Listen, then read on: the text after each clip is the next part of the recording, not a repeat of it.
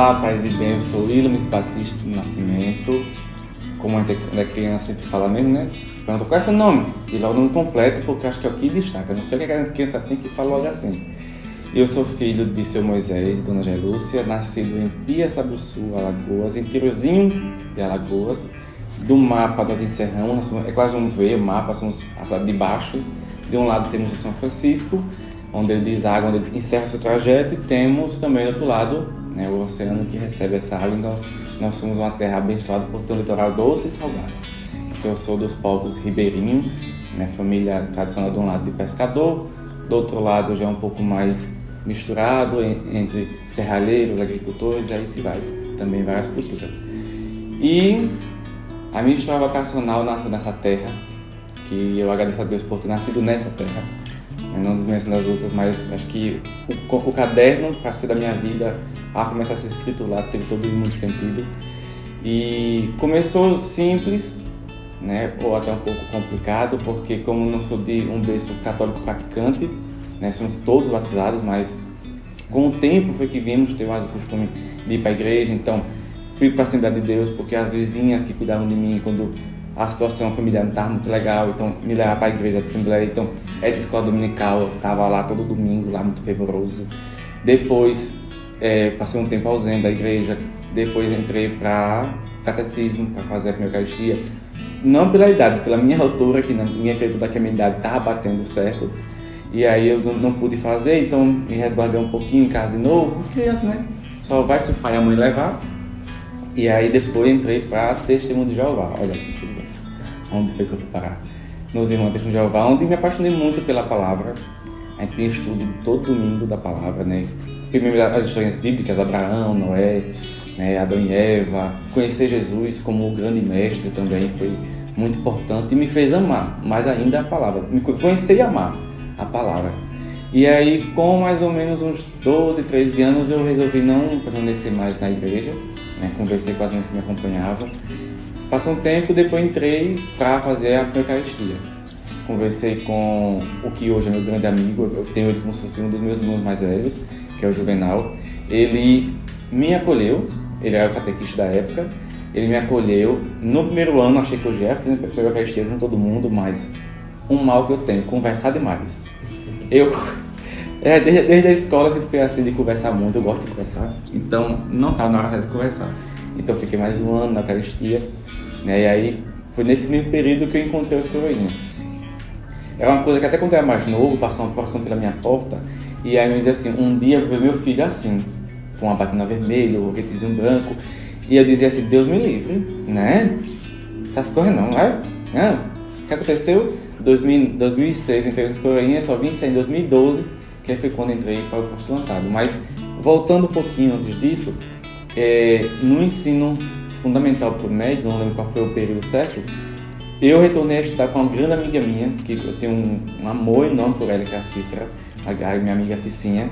E aí a gente conversava muito sobre igreja, tanto eu nem ela não tinha muito assim ainda um jeito de ir juntos para a igreja, mas a gente começou na escola conversando sobre igreja. Ela entrou para os coroinhas, já porque eu falava tantos coroinhas, entrou também, depois ela saiu. E aí, mas tinha uma experiência bonita. E a gente queria algo mais. E aí foi quando nós conhecemos, quer dizer, eu voltei a ter contato com a irmã Lícia, que é uma consagrada que mora na minha cidade. E aí foi interessante, porque na primeira vez que eu fiz a Eucaristia, ela era a catequista responsável por todas as demais catequistas, a coordenadora. E foi ela que disse assim, não, seu filho é muito pequenininho, né? Aí foi quando eu não pude fazer a Eucaristia e voltei anos depois para receber conselhos do que faz da minha vida. E aí ela fez um grupo vocacional na Capelinha de Santo Antônio, que é na antiga capelinha, que é bem menorzinha do que a que tem hoje. E aí foi uma turma boa. Tinha duas moças, que é a Cicinha e uma outra, e nós éramos acho que em 4 ou 5 rapazes. Deles todos, acho que de frade só ficou eu, mas na vida religiosa entrou eu e o Diego, que depois saiu da ordem, mas assim, que foi pessoas que realmente assim, naquele momento agregou muito, né? Cicinha tinha um sonho de ser freira, hoje é professora, assim, apaixonada pelo que faz. Então assim, foi um grupo que ajudou a cada um buscar alguma coisa, né? E até tocando na questão do Diego, foi um dos meus formadores nos coroinhas, então já começou por aí aquele desejo assim de eu quero mais porque eu vi eles fazendo mais. né, os meus formadores dos Coroinhas, um é o Padre Gênesis, que hoje é ordenado, e agora também tem o Diego, que eu via nele assim, um desejo de querer ser igual a eles, tá servindo mais, tá querendo fazer mais, e isso foi me impulsionando a querer realmente mais. E aí nessa igreja de Santo Antônio tinha sempre missa às terças-feiras, e eu ia, terça-feira, é a Coroinha, né? Então é o momento que eu estava mais disponível, acho que eu escolhi mais velho, é o mais disponível nesse período. E aí eu ia pra missa, depois comecei a fazer o ensino médio, e aí foi quando você começa a realmente pensar, o que é que eu vou fazer na minha vida? Aí vem diversos sonhos. Eu queria ser, olha que eu sou ruim em redação, mas eu queria ser professor de letras, de português, queria fazer letras. Depois me apaixonei por história, apaixonadíssimo pelos períodos históricos, que era ser professor de história. Quando eu conheci uma professora de biologia chamada Aline, aí eu falei, poxa, eu me apaixonei por biologia. O jeito dela explicar as coisas, de aprofundar no negócio. Então eu queria ser muito biólogo, trabalhar depois me especializar em biologia marinha e depois trabalhar no IBAMA ou no Projeto Tamar. É meu destino. E aí no terceiro ano do médio, começou algumas outras questões. Né? Quem é coroinha sabe que tem um momento que o altar parece que começa a dizer assim, você quer aqui para sempre ou quer aqui por enquanto? Aí você fica ali. E eu comecei a me questionar, e na minha turma tinha um rapaz, o Diogo, que ele fazia encontro vocacional com os frades e na diocese. Porque até ele também estava em dúvida do que iria fazer durante a vida como consagrado, né? E aí foi quando ele falou assim, olha, deixa eu terminar no médio. Aí eu disse, por quê? Não, porque você está um pouco mais de cabeça mais arejada para pensar. Eu estou achando difícil hoje, para você, quando terminar, fica mais fácil. Aí no ano seguinte, comecei a dar aula de reforço. Assim terminou o ensino médio, dar aula de reforço, me apaixonei pela arte de lecionar. E aí eu ficava, pronto, e agora?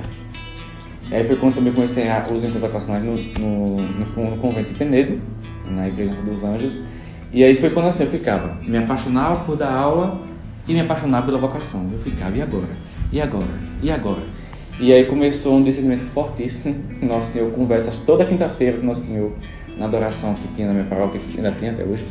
Aí me conversava no espaço-tempo da adoração para a missa, ficava lá conversando com o Senhor, o que é que o Senhor quer de mim? Porque eu quero isso e isso, mas o que é que o Senhor quer? E aí você tem que esperar uma resposta. A gente espera que Deus manda um recado escrito assim, eu quero isso.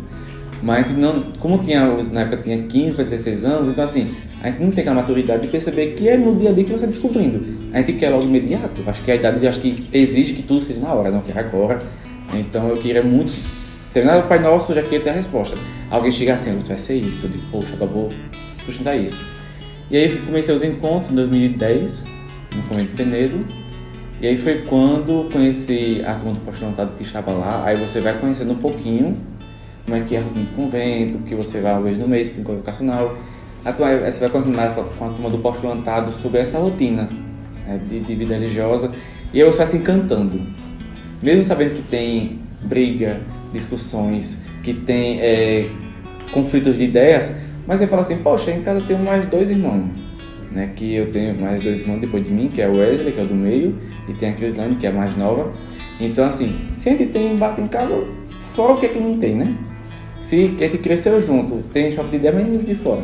Então isso nunca me desanimou, isso me disse, poxa, então é normal essas coisas acontecerem, então vamos lá.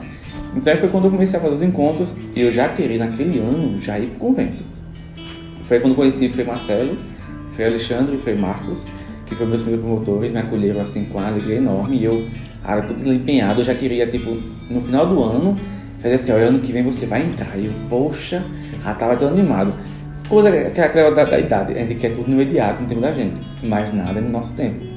E aí foi quando, no retiro do final do ano, que a gente se juntou com os aspirantes da Bahia, onde eu conheci pessoas maravilhosas, que eu trago para toda a minha vida, esse pessoal, eu conheci. E aí foi quando teve a conversa com o Frei Alexandre, ele falou assim, olha, você está muito novo ainda, tudo mais. E eu demorei a cair a ficha, ao ponto que eu só vim perceber quando eu cheguei de volta em casa, fiquei conversando com o meu irmão de turma, aí ele falou assim, tu não vai não, né? Eu disse, então quer dizer que eu falei, do que ele falou, quer dizer que eu não ia, né? Ele, você entendeu? Não entendi não, aí eu deixei pra lá.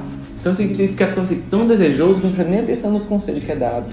E aí quando foi em 2011, eu disse, não, agora eu vou baixar minha cabecinha e dizer assim, pronto, vamos fazer alguma coisa. E aí eu comecei a continuar a dar aula de reforço, aí ficava apaixonado pelas aulas, eram 28 crianças, eu dando aula, Aí você fica, poxa, essas crianças dependem de mim. Então você fica ali, como é que eu vou com o convento e vou deixar elas? Claro, na cidade tinha outros professores de reforço, mas tipo, as mães confiaram a mim, né? Não sei assim, o que foi que viram para confiar tanto, né? Eu dizia, olha gente, talvez seja só esse ano, né? As mães, não, eu fico com você aqui até quando você puder. Aí você fica, poxa, e a arte de lecionar ele puxando. Então eu sempre tinha também esse embate, eu continuei sempre perguntando a Deus, Deus, o que realmente o Senhor quer? E aí a gente vai escutando no dia a dia. É uma criança que fala uma coisa, você fala assim, oxe, por que ela falou isso? É uma senhora que fala assim, você nunca pensou em ser isso, não? E você fala, não, eu tô aprendendo contra isso. Aí tu continua e você fica, será que já é a resposta? É um sonho que você tem assim, tipo, poxa, e fica, é o que mesmo? Então assim, no dia a dia você tem que costurar ali, é igual a minha coisa da história dizia, a resposta não está nesse parágrafo, está no capítulo todo, agora você tem que costurar os pedacinhos dela, está tudo espalhado. Então é isso que eu tenho que fazer na minha vida, pegar todos os pedacinhos da resposta e sair juntando para ver o que era. E aí foi quando, em 2012, eu fui convidado para a etapa do pastorantado, que foi uma etapa assim, crucial na minha vida. Eu acho que o momento mais marcante foi o dia que realmente eu abri minha mala. Porque foi um momento assim que minha casa realmente ficou do jeito que minha mãe sempre sonhou, uma casa grande, um quarto para cada filho. Então o mês que eu ganhei o quarto foi o mês que eu tive que sair de casa. Eu ficava assim, poxa, quando eu consegui o primeiro assim, prêmio da minha vida, eu vou embora. E aí foi quando você vem tudo um monte de questão na cabeça. Enquanto você está indo para o psicólogo, que acho que é 3 meses de um encontro, tá tudo bem, porque você está indo e voltando, e agora que você vai demorar meses para voltar? Vai encontrar pessoas que você, tipo assim, quem são essas pessoas? Vai para uma cidade que não é a sua, não é seu estado, e aí você fica cheio de conflitos. Aí um dia anterior, no dia 25 de junho, nem como se fosse hoje, 25 de julho, nem como se fosse hoje, eu disse, eu vou arrumar minha mala. Minha mãe no quarto, você tá vendo o que? Eu estou arrumando minha mala. Ela, mas você não vai só de noite? Que é de manhã que é a viagem? Eu digo, mãe, mas eu vou arrumar agora.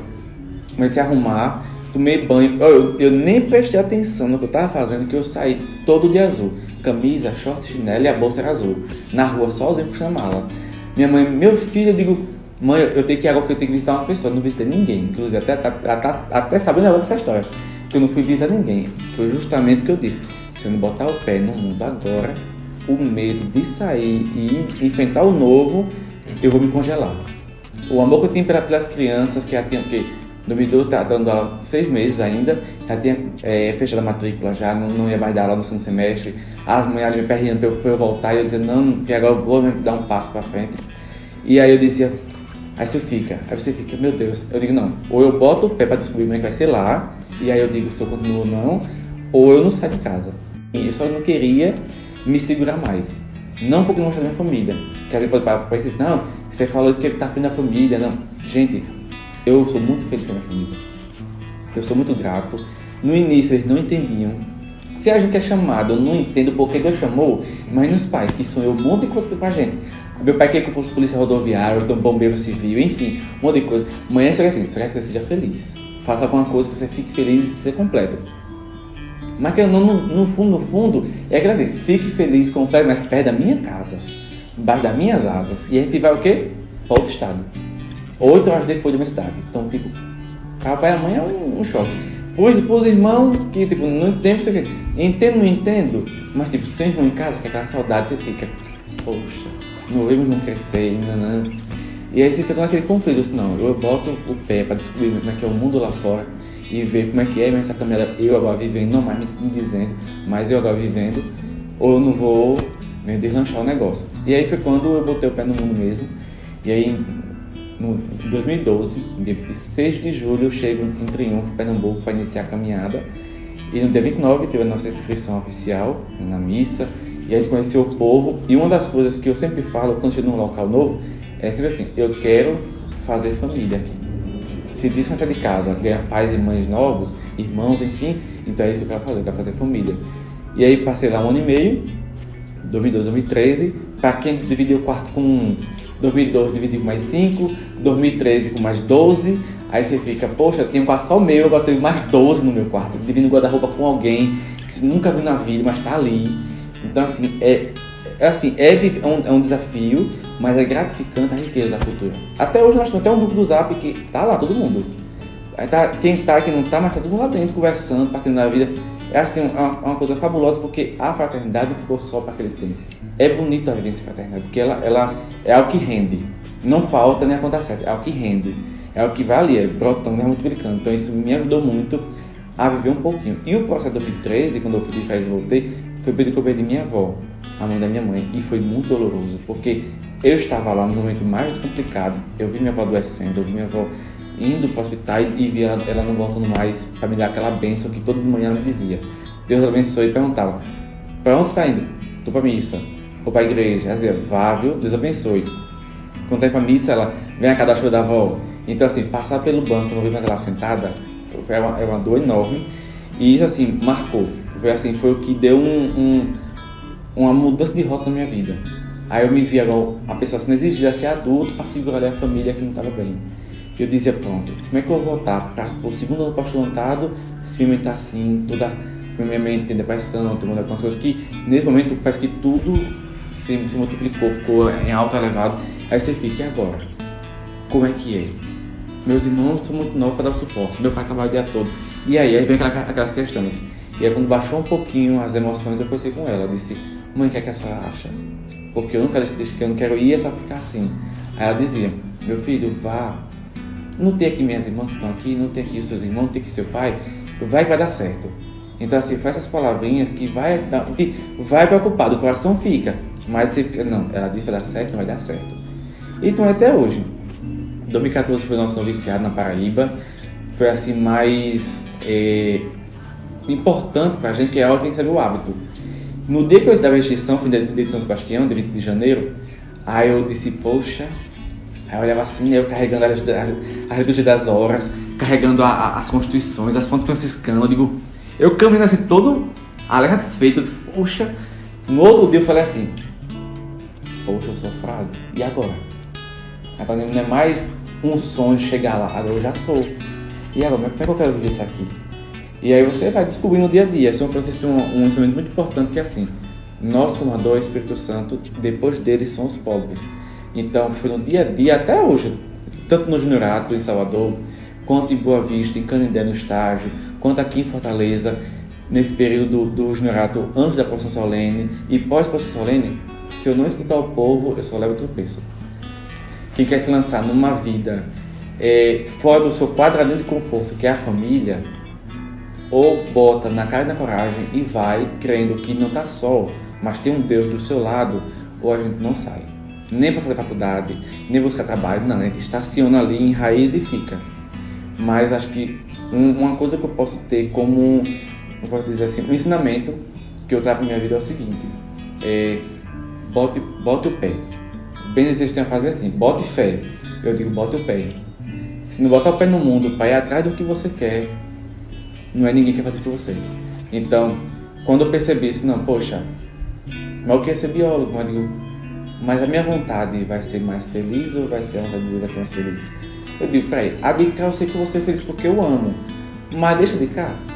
Olha, são o quê? 12 anos já. Não, 12 anos, são 10 anos desde que eu saí de casa.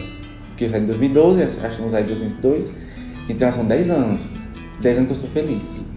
Então acontece, dúvidas acontecem. E se não acontecer, isso é que o negócio estava feio. Como eu digo, se não acontecer crise, tem uma coisa errada. Se acontecer, está perfeito. E aí eu tenho muito gravado em mim uma passagem de Lucas, capítulo 5:5. Prestem atenção, sua palavra lançarei as redes. Porque na semana que eu estava para ir embora, eu escutei essa palavra e isso me marcou. E foi na semana que eu estava com dúvida. Eu disse, poxa, eu queria uma resposta direta, direta tanto quanto foi essa. Então se eu arrudei, não gostei não, arrudei mesmo. E aí eu trago isso pra minha vida, não é aquilo. Quer buscar algo que ame, que gosta, que tá querendo, bota o pé no mundo. Se ficar, mas se der errado, não, bote. Se der errado, você vê como saber depois. Se deu certo, continue, mas vai ali. Mas, bota o pé, senão a gente nunca vai saber realmente se é o propósito de Deus ou se é meu propósito. Mas contanto que, bota o pé, abra a porta de cá, diga, vou começar agora. Se quer que nem regime, não, segunda-feira eu começo. Aí vem tanta segunda-feira no ano, a gente começa. Eu já sou feliz, estamos aí nos encaminhos para diaconal, mais um passo no serviço. Muitos falam assim, mas tá achando no final, né? Estamos chegando no começo ainda. O final é só na eternidade e olha lá. Que lá ainda é um novo começo. E como disse o Francisco, irmãos, recomeçamos porque pouco ou nada fiz. Olhe no meu olho, vou te dizer uma coisa. Nesse ano vocacional, por favor, não vá discernir sozinho. Reze bastante. Não espere resposta hoje nem amanhã. Só aguarde. Fique atento, abra o olho, tão grande assim como o meu, que o recado vem. E quando vier, tem uma pergunta para dizer assim: Senhor, o que é isso que eu faça? Se você for repetir essa pergunta, ou igual a minha: Senhor, o que é que o Senhor quer de mim? Porque o que eu sei eu quero, mas o que o Senhor quer eu quero saber. Esteja de peito aberto para acolher a resposta e acolher os desígnios. E saiba, se Ele deu a você o que Ele quer que você faça, Ele vai dar a você também todo o projeto. Agora você tem que executar. Está disponível, de peito aberto, vá na felicidade. Não digo na sorte, digo vá na felicidade. E eu digo a você, fazer a vontade dEle, você não se arrepende. Você pode ficar se apegando aos prejuízos. Ah, mas eu perdi isso, mas foque no que você ganhou e no que você vai ganhar. Não é pensando na recompensa, é pensando justamente nas graças que vêm. E aí, vamos seguir, mas lembre, o discernimento sozinho é um atrapalho. Peça a Deus ajuda, porque se Ele te chamou, Ele vai te ajudar a entender.